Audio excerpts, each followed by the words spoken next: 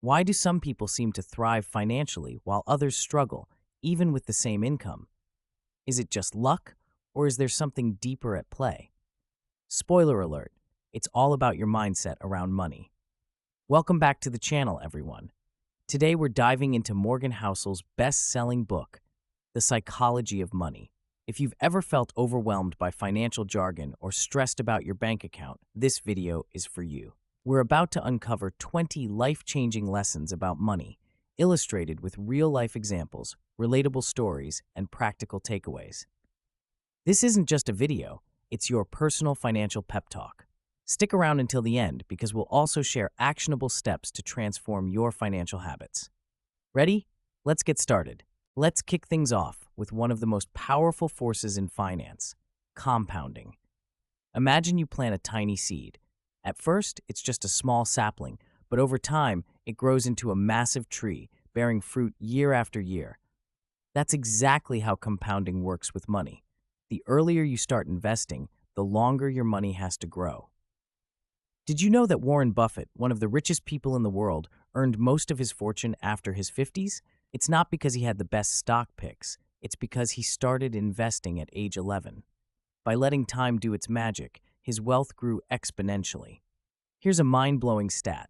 If Buffett had started investing at 30 instead of 11, his net worth today would be a fraction of what it is. The lesson? Start early, even if it's just $5 or $10 a month. Think about your daily coffee habit. Spending $5 a day may not seem like much, but over 30 years, invested at an 8% return, that's over $200,000. Small sacrifices today lead to huge rewards tomorrow. Quick question, have you started investing yet? If so, when did you start? And if not, what's holding you back? Let's talk about it in the comments. Here's a controversial idea. Success isn't just about hard work, it's also about luck. Take Bill Gates, for example. He was lucky enough to attend one of the few high schools with a computer in the 1970s. That one opportunity changed the course of his life.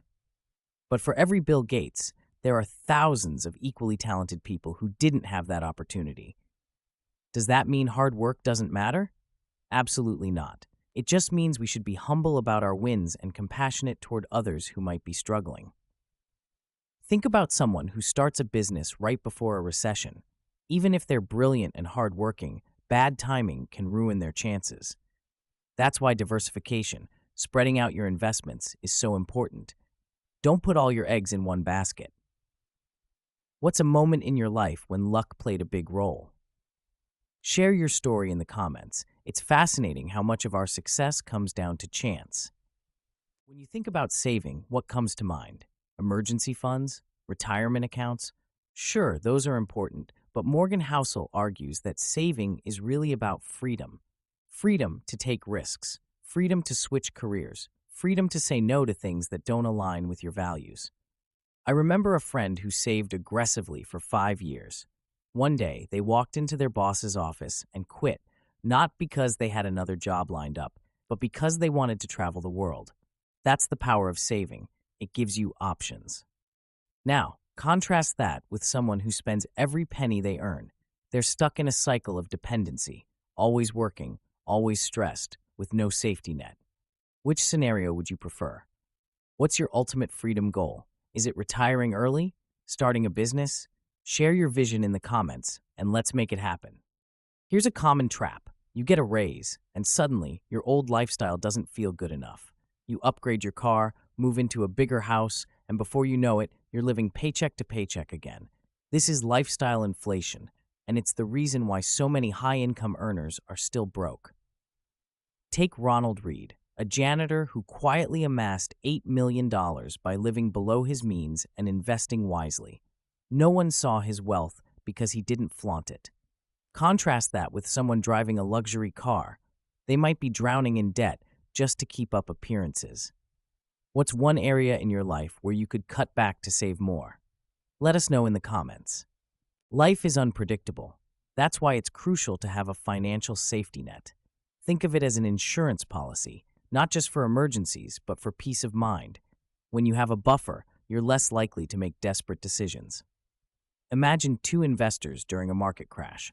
One has a solid emergency fund, The other is leveraged to the hilt. Who sleeps better at night? It's not about avoiding risk, it's about preparing for it. How much of a safety net do you currently have?